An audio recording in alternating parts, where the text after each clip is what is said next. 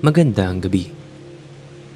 Hayaan niyo akong kwentuhan kayo patungo sa mahimbing na pagtulog. Humiga ng komportable at tipikit ang iyong mga mata. Halina't samahan niyo ako sa isang kwentong hindi lang basta tungkol sa tsismis, kundi tungkol sa isang babaeng nasanay makinig sa lahat at matagal bago natutunang pakinggan ang sarili. Ito ang kwento ni Aling Marites. At habang ika'y nakikinig, hayaang daang-daang umikot ang iyong mundo patungo sa isang payapang panaginip. Ang kwento ni Aling Marites. Sa Barangay Maligaya, maagang nagsisimula ang araw. Ang tunog ng tricycle na sumisingasing sa kanto, ang mga tahol ng aso na tila may kinakausap sa dilim ng madaling araw, at ang kaluskos ng mga walis tingting sa semento.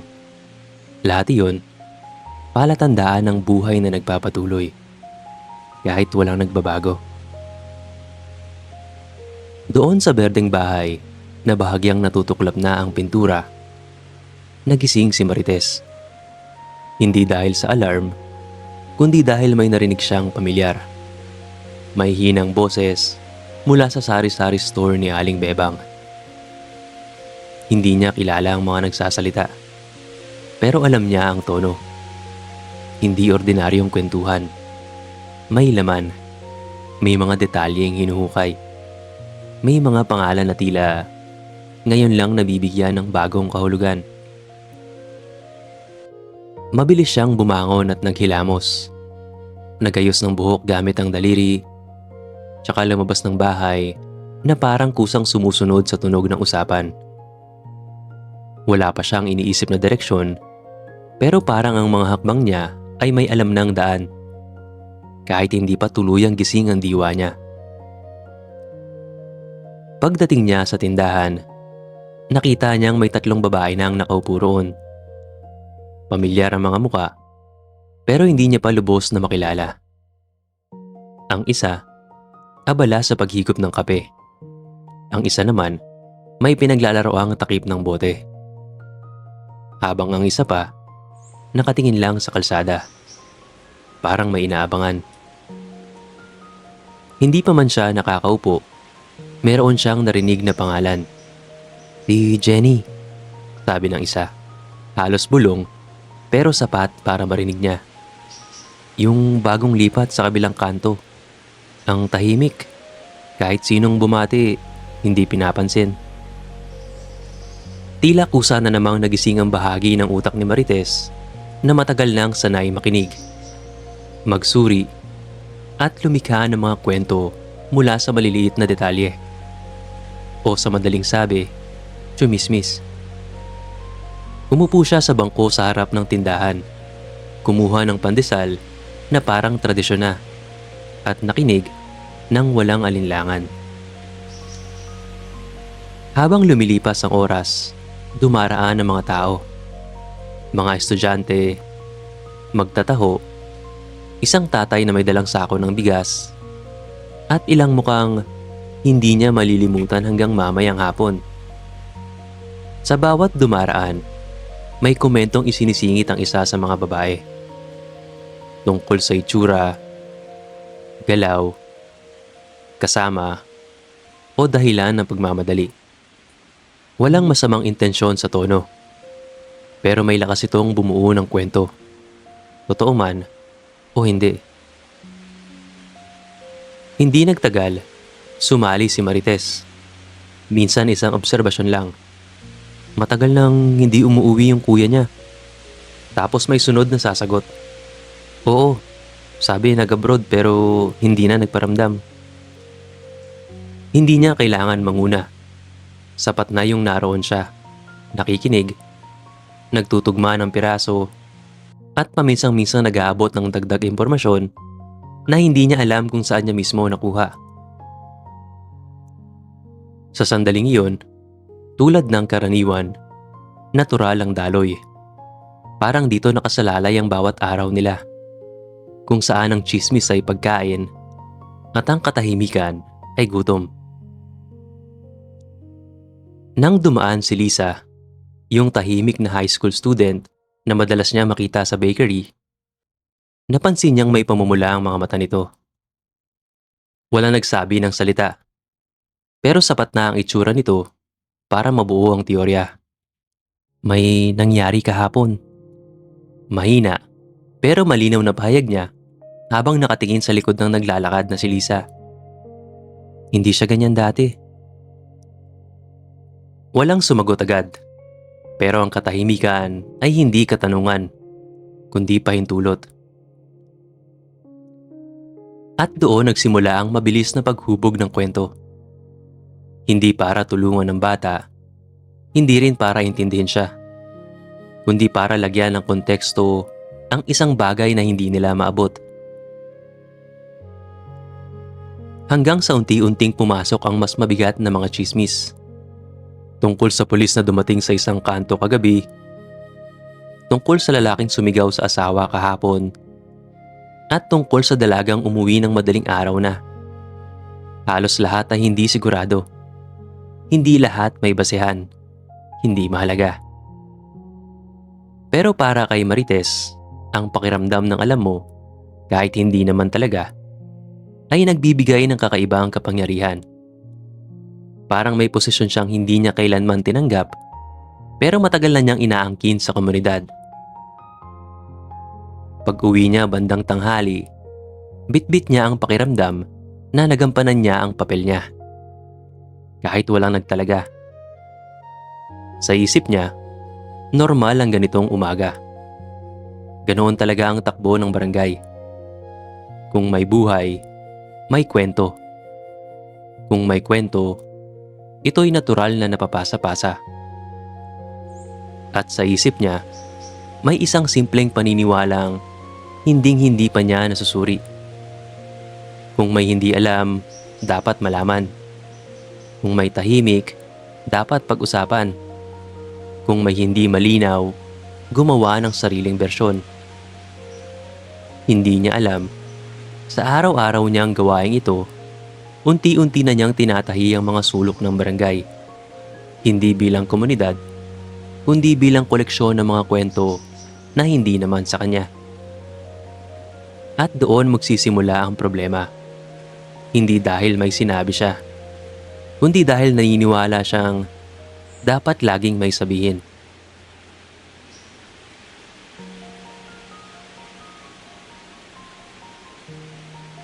Sa mga sumunod na araw, walang nagbago sa paggalaw ng barangay Maligaya. Ang mga bata pa rin ang unang lumalabas, dala ang mabibigat nilang bag habang pumupungay-pungay pa ang mga mata. May mga ama pa ring may nakasabit na tuwalya sa balikat, ang nagbubuhat ng tubig o nag-aayos ng motor sa labas. At may mga lola pa ring nagwawali sa tapat ng kanika nilang bakuran. Pero sa gitna ng pangkaraniwang ritmo ng barangay, may mga bagay na nagsisimula ng magbago. Hindi napapansin ng karamihan, pero ramdam sa pagitan ng mga simpleng araw. Si Marites, tulad ng dati, ay may lugar na parang nakalaan sa kanya sa tindahan ni Aling Bebang. Halos inaabangan na siya ng upuan. Naroon na siya bago pa mag-almusal ang karamihan. Nakaupo, may hawak na kape, naghihintay. Hindi nagtagal, nagsimulang dumalaw ang impormasyon tulad ng dati. Pero itong araw na ito, mas mabilis siyang sumisingit.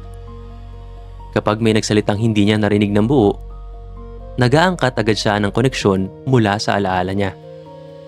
O minsan, mula sa sariling hinala na mistulang katotohanan kapag sinabi na niya ng may kumpiyansa. Yung pulis doon sa kanto, hindi raw pagnanakaw ang dahilan, kundi may nag-report daw ng domestic abuse. Si Lisa?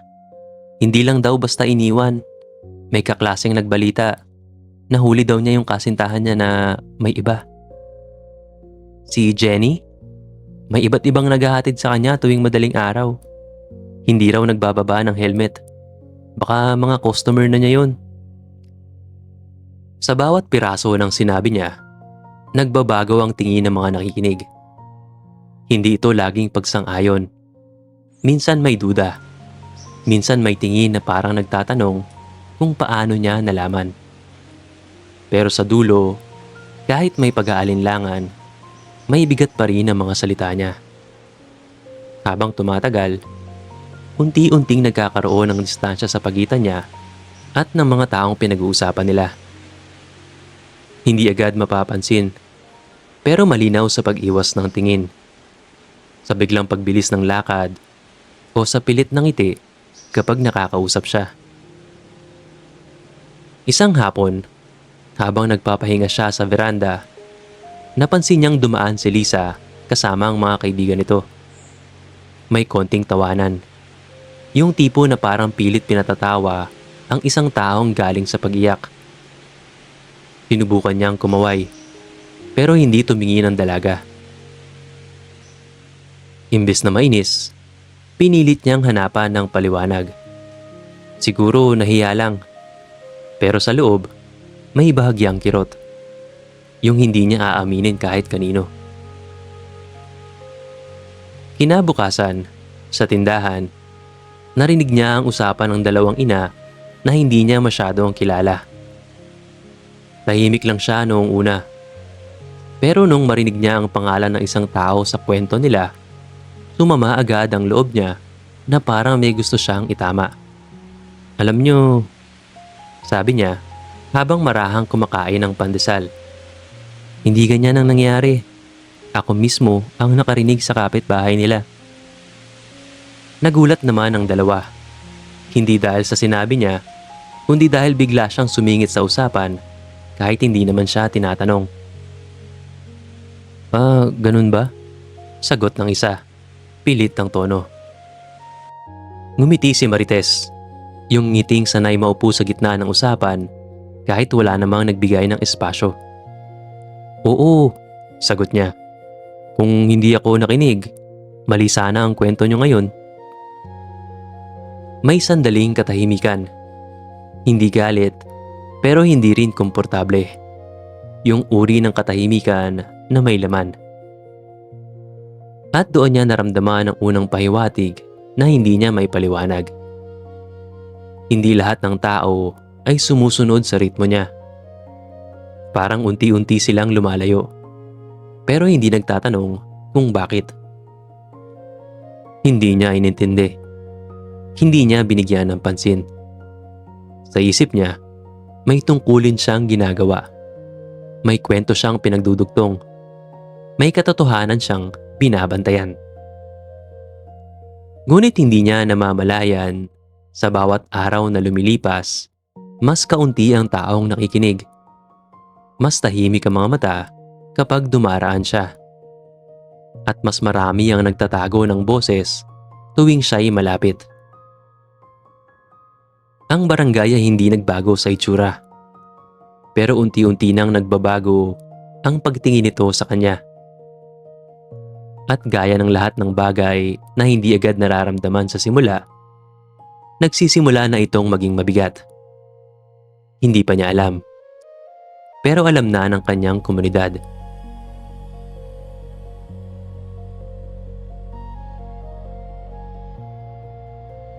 Lumipas ang ilang linggo. At unti-unting nag-iba ang hangin sa barangay Maligaya. Hindi ito pagbabago na makikita agad. Pero nararamdaman.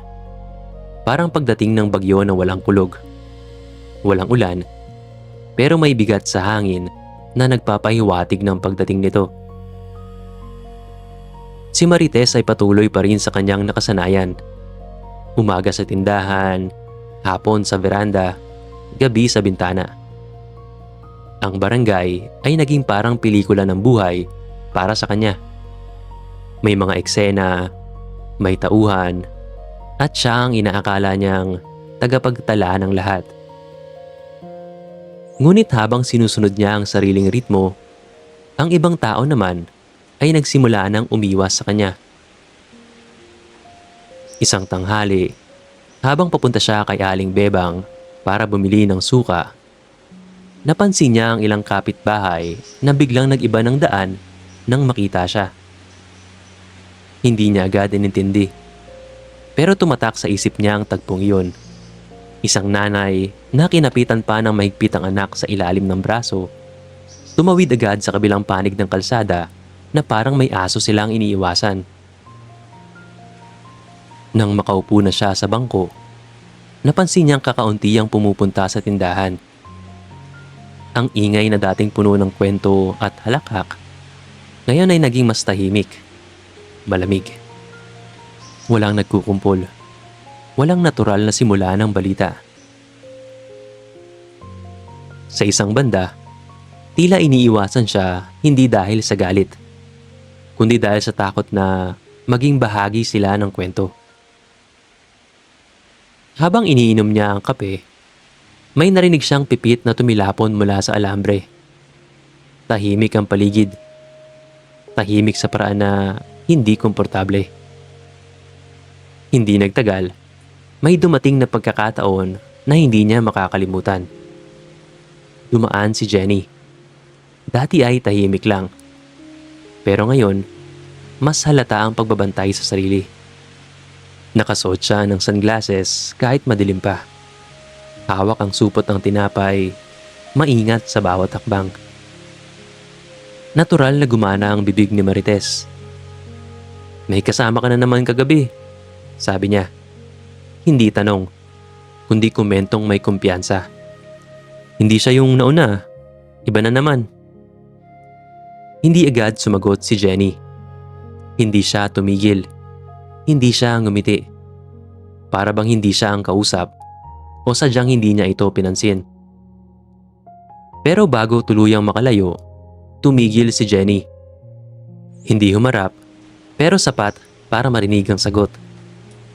Una sa lahat, hindi mo naman alam ang buong kwento at hindi mo kailangang malaman. Pangalawa, night shift ako sa opisina at angkas lang ang paraan ko para panatag akong makauwi ng diretso. Hindi ito masungit. Hindi mataas ang tono. Pero may bigat na diretso tumama. At doon, unang beses, may gumuhit sa dibdib ng Marites. Hindi galit, kundi kahihiyan. Isang uri ng tanong na hindi siya sanay itanong sa sarili. Ano ba ang ginagawa ko? Hindi nagtagal, may sumunod pang pangyayari. Tila mas malala. Isang hapon, habang nasa veranda siya sa tapat ng kanyang bahay, may narinig siyang sigawan mula sa kabilang bahay. Hindi niya maaninag, pero pamilyar ang boses. Babae, paos, pagod, at nanginginig. At tulad ng likas niyang reaksyon, bumuo agad ang utak niya ng koneksyon. Mag-asawa, may problema, may nangyari kagabi pa. Kinabukasan, sa tindahan, binanggit niya ito. Hindi niya inisip ang tono. Hindi niya kinwestiyon kung totoo. May problema na naman yung mag-asawa. Narinig ko kagabi. Nag-aaway na naman. Baka hiwalayan na. Tahimik ang tindahan. May isang lalaki na nasa gilid, umiinom ng soft drink. At hindi niya alam na iyon pala ang kapatid ng lalaking pinag-uusapan. Dahan-dahan itong tumayo. Hindi nagsasalita. Hindi rin nagmura. Hindi tumingin ng masama. Ngunit ang ginawa niya ay tila mas mabigat. Umalis ito nang hindi lumilingon sa direksyon ni Marites. Pagkatapos noon, naglakad ito palayo, pabalik sa kanilang bahay. Habang marahang naglalakad ang lalaki, narinig ni Marites ang mga salitang hindi niya alam ay makakasakit sa kanya. Puro chismis lang ang alam mo. Hindi ito sigaw, pero sapat ito para marinig ng lahat ng nasa paligid. Pagdating ng hapong iyon, habang nagliligpit si Aling Bebang, may narinig siyang bulong mula sa dalawang matandang naglalakad. "Mag-ingat ka sa sasabihin mo. Baka makarating kay Marites at iba pa ang lumabas." Hindi tumigil ang hakbang ng dalawa, pero panandaliang tumigil ang mundo ni Marites. Hindi niya agad nakuha ang bigat. Hindi niya agad kinilala. Pero nang umuwi siya at tumingin sa kalsada, napansin niyang parang wala ng taong tumitingin ng diretso sa kanya. Hindi takot, hindi galit, kundi pagod. Yung uri ng pagod na parang sawa na sa paulit-ulit na pangyayari. At sa unang pagkakataon, hindi niya alam kung ano ang kwento o kung siya pa ba ang dapat magsabi nito.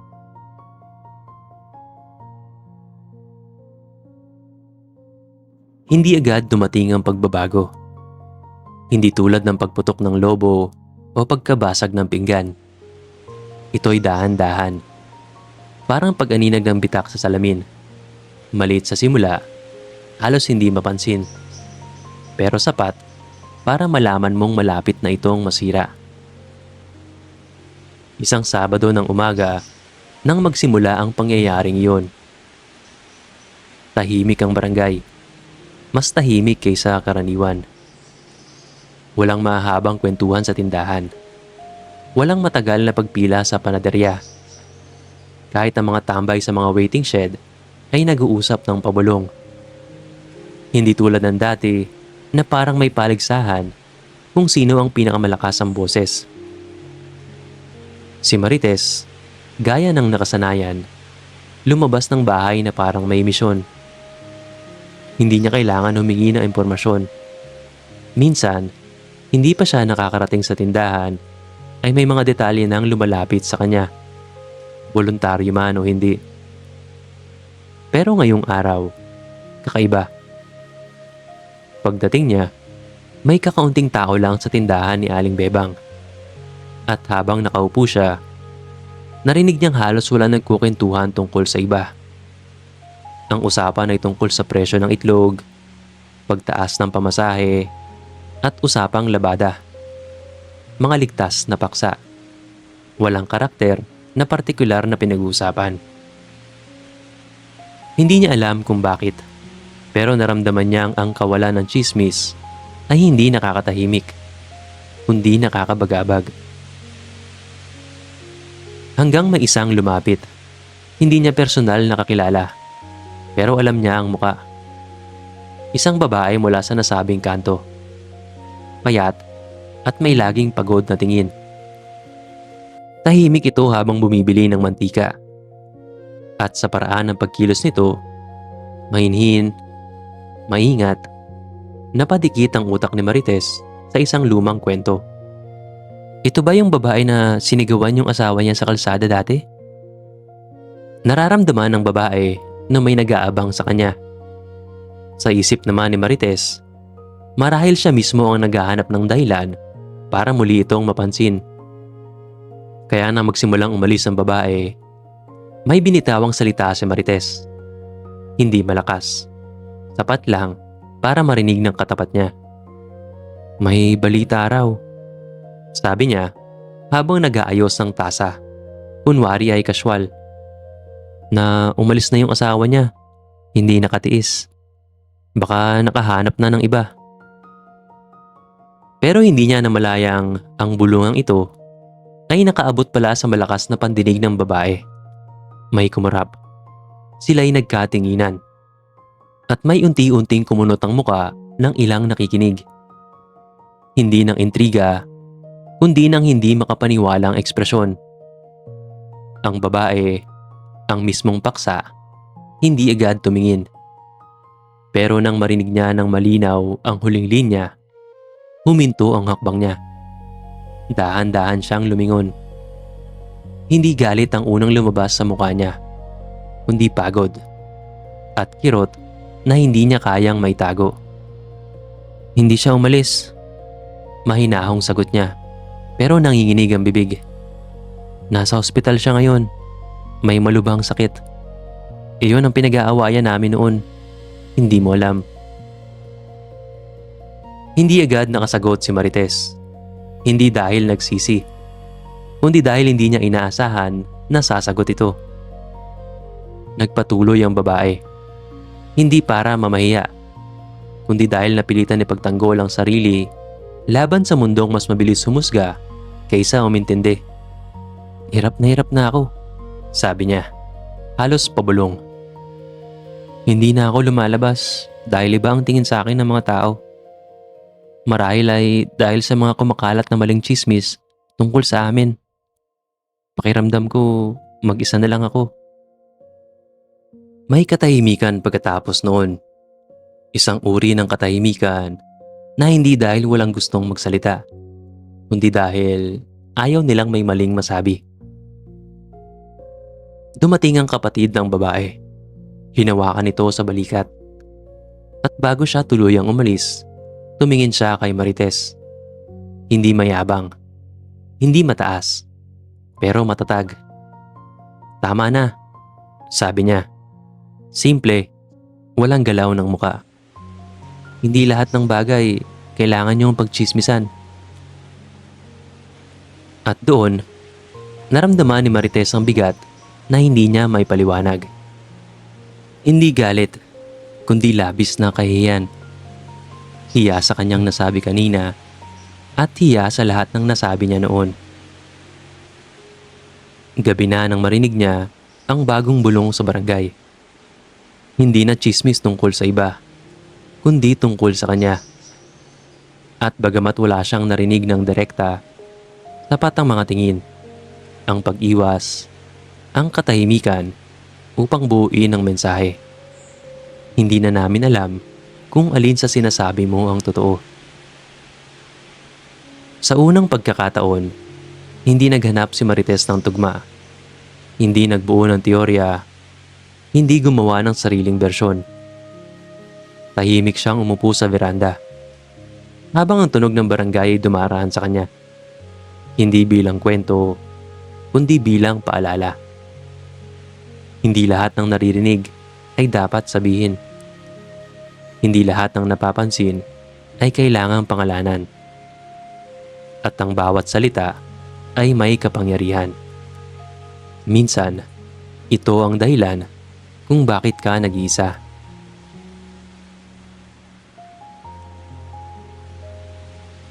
Hindi agad bumalik ang dating buhay ng Barangay Maligaya. Kahit lumipas ang mga araw. May ingay pa rin.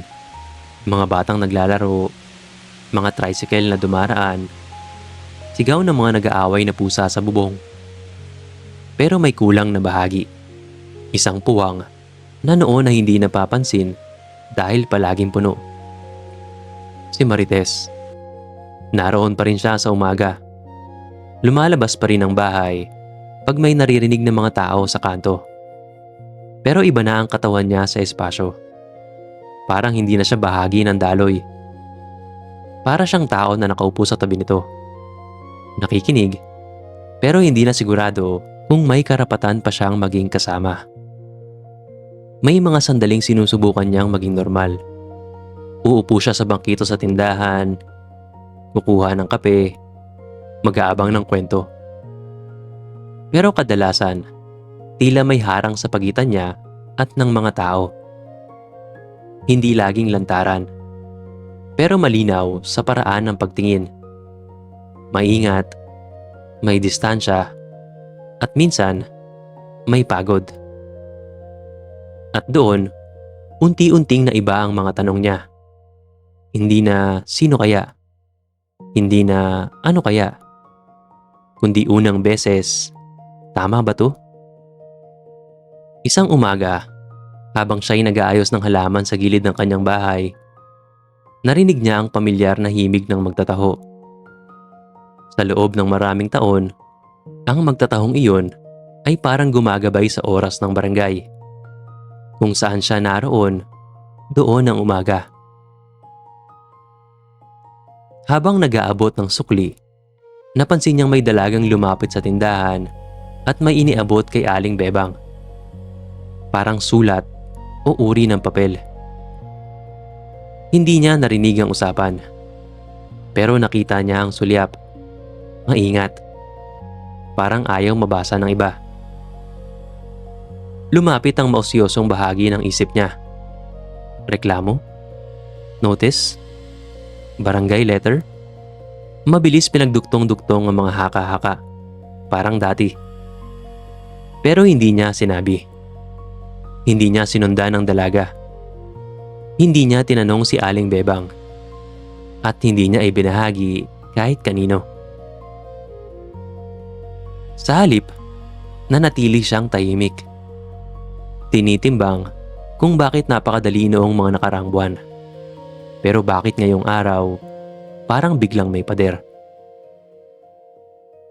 Kinahapunan, habang naglalakad siya papunta sa palengke, may narinig siyang dalawang babae sa gilid ng panaderya.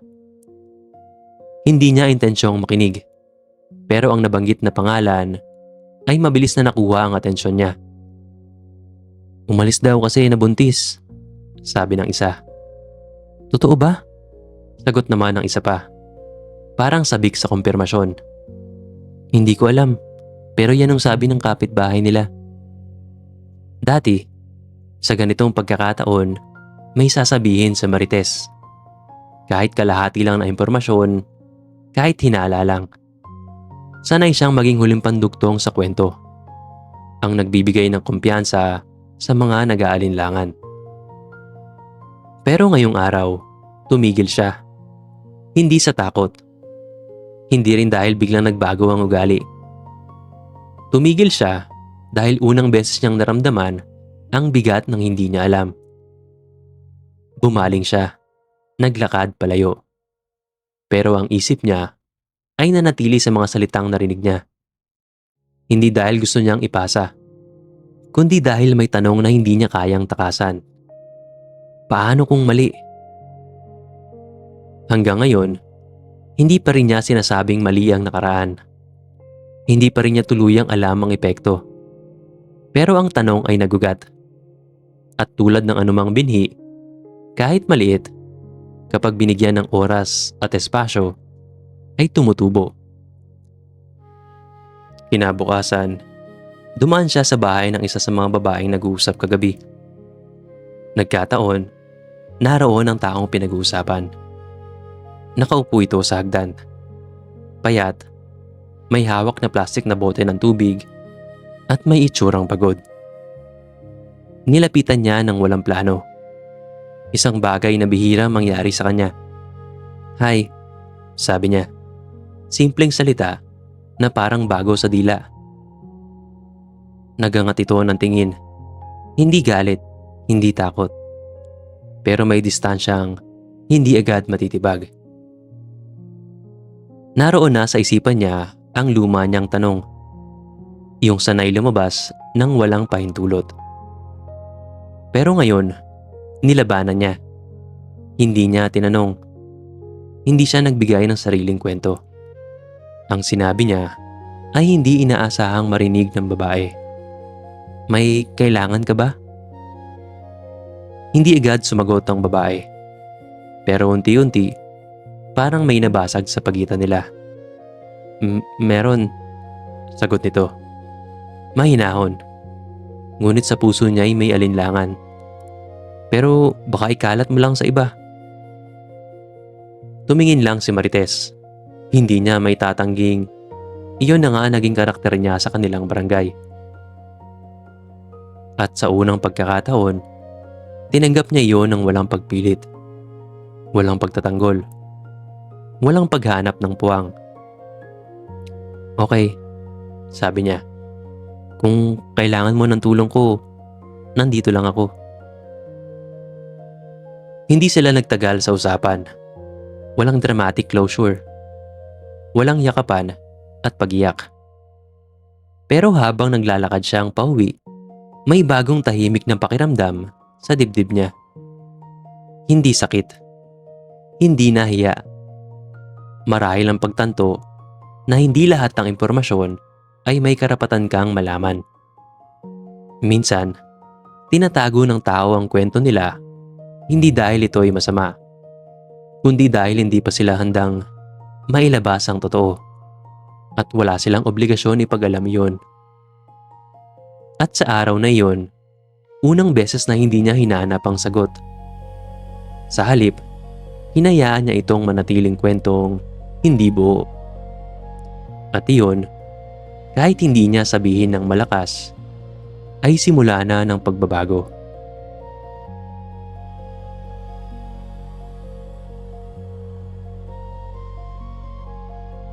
Lumipas ang mga araw, at sa bawat isa, may maliit na pagbabago sa paraan ng kilos ni Marites. Mga pagbabagong hindi pansinin ng iba, pero sapat para siya mismo'y makapansin. Hindi na siya agad sumasabay sa mga bulong o usapan sa tindahan. Kung dati mabilis siyang sumingit, ngayon may ilang sandaling pag-aalinlangan bago siya magsalita. Parang sinusukat niya ang bigat ng mga salitang ilalabas bago ito ipasa sa hangin. Sa una, natural pa rin bumabalik ang lumang ugali. Ang pakiramdam na dapat siyang laging may sagot. May dagdag, may koneksyon, may teoryang magpapasigla sa usapan.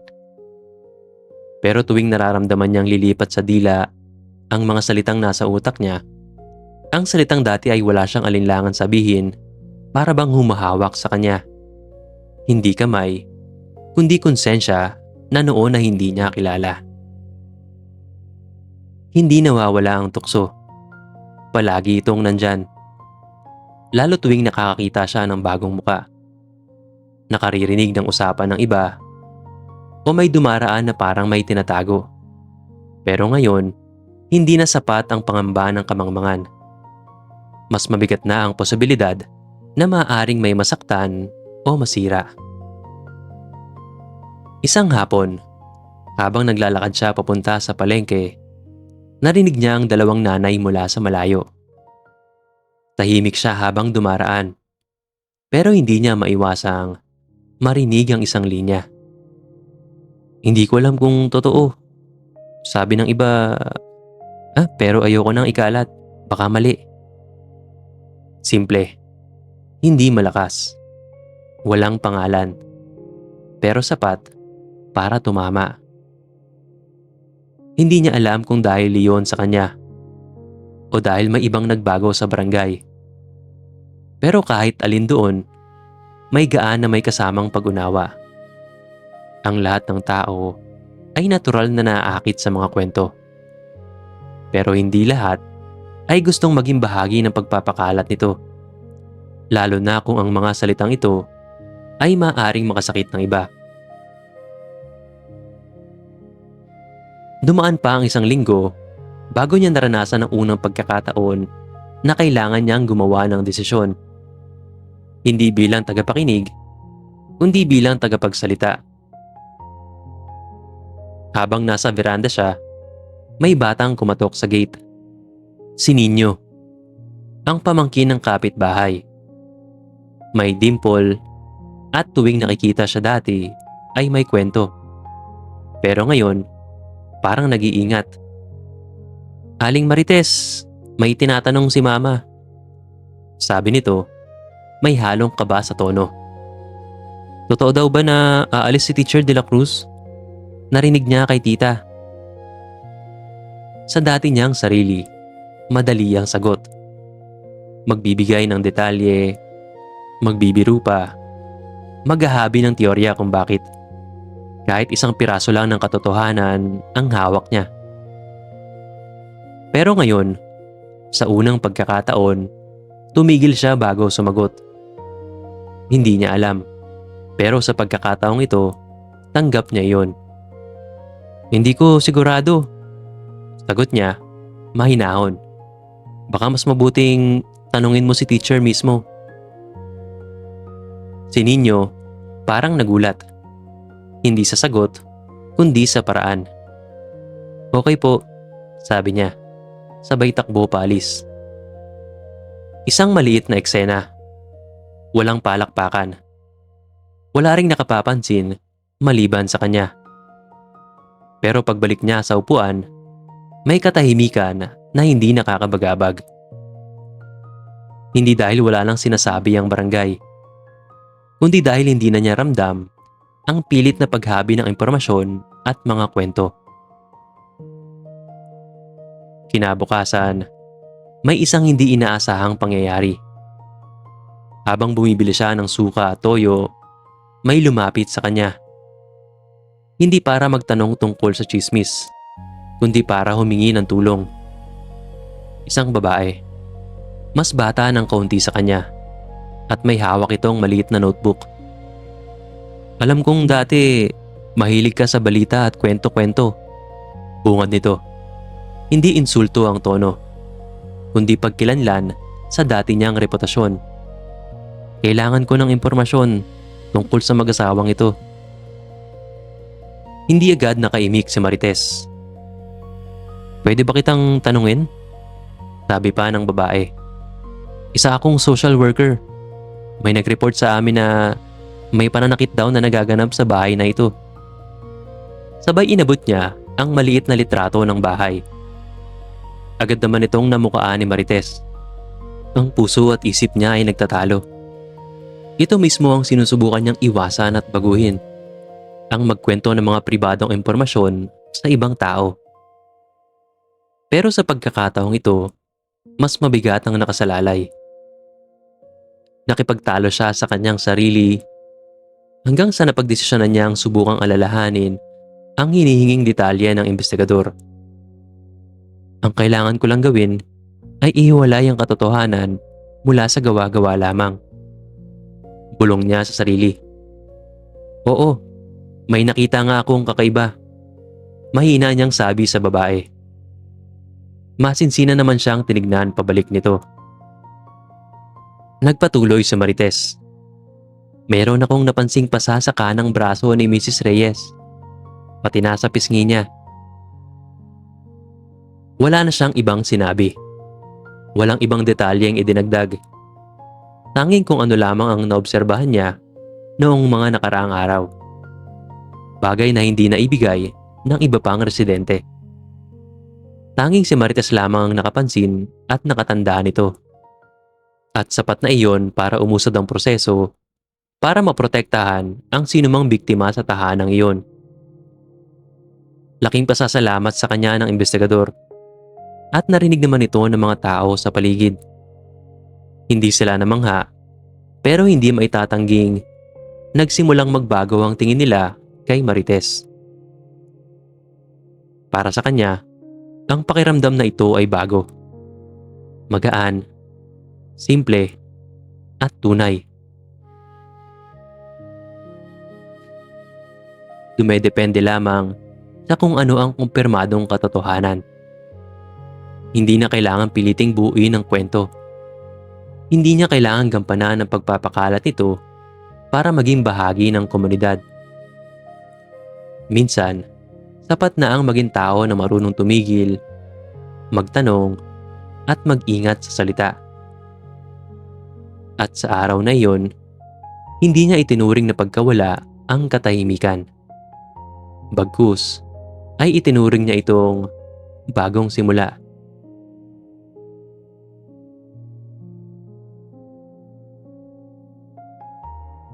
Pagdating ng tag-init, tila umiikot ang barangay Maligaya sa mas mabagal, mas banayad na ritmo. Ang mga dahon ng mangga sa kanto ay mas madalas nakahinto kaysa gumagalaw.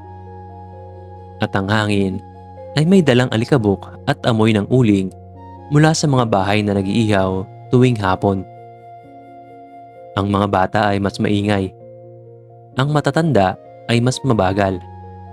At ang barangay, sa kabila ng sigla ng araw, ay tila mas tahimik. Si Marites, sa panahong ito, ay nasa kakaibang yugto ng buhay niya. Hindi na siya ang unang nakakarinig ng balita. Hindi na siya inaasahang tagasalo ng mga lihim. At hindi na rin siya takbuhan kapag may gustong alamin tungkol sa kapitbahay.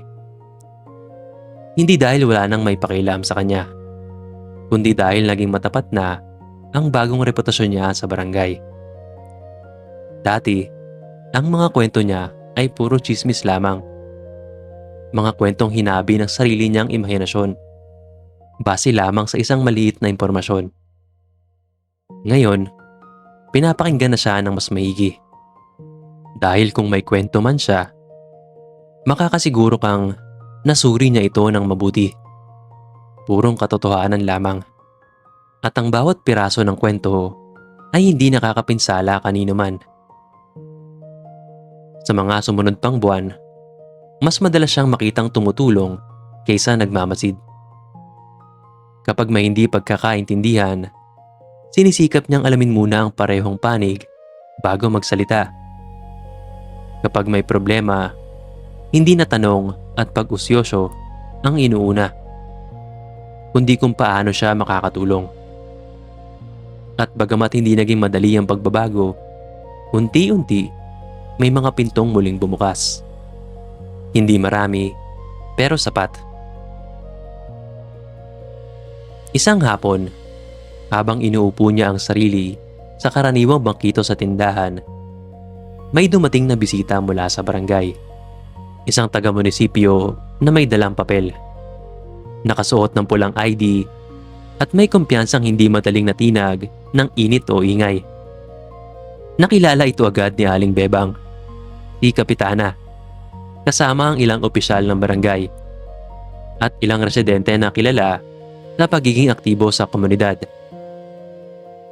Hindi agad pinansin ni Marites ang eksena hanggang sa narinig niya ang pangalan niya. At ikaw, Aling Marites, ay minumungkahi naming tumakbo bilang konsehal ng ating barangay. Anunsyo sa kanya ni Kapitana. Ayon sa mga residente, ikaw ay may kakayahang makinig, magaling kumuha ng impormasyon at magbigay ng neutral na payo. Napahinto si Marites. Hindi dahil sa takot, kundi dahil noon lang ulit niya narinig ang pangalan niya. Hindi bilang biro, hindi bilang babala, at lalong hindi bilang paksa ng tsismis, kundi bilang isang taong mahalaga at may silbi sa bayan. Kung ayaw mo, pwede mong tanggihan, sabi ni Kapitana. Nakatingin sa kanya na parang alam ang bigat ng nakaraan. Pero kung handa ka, may lugar ka at ang iyong mga kakayahan dito sa ating barangay. Hindi agad sumagot si Marites. Tumingin-tingin siya sa paligid. Ang mga taong dating umiiwas, ngayon ay nakatingin ng diretso. Hindi naghihintay ng kwento, kundi ng sagot. Hindi pa lahat ay sigurado sa kanya. Pero wala na ang matatalim na tingin ng pag-iingat sa kanya. Isa-isa niyang nakita ang mga muka. Si Lisa, nakasandal sa poste na may malambing na tingin. Si Jenny, ngayon mas matatag ang lakad. Hawak ang anak habang nakangiti. Bakas pa rin ang pagod, ngunit may respeto sa pagbabago ni Marites.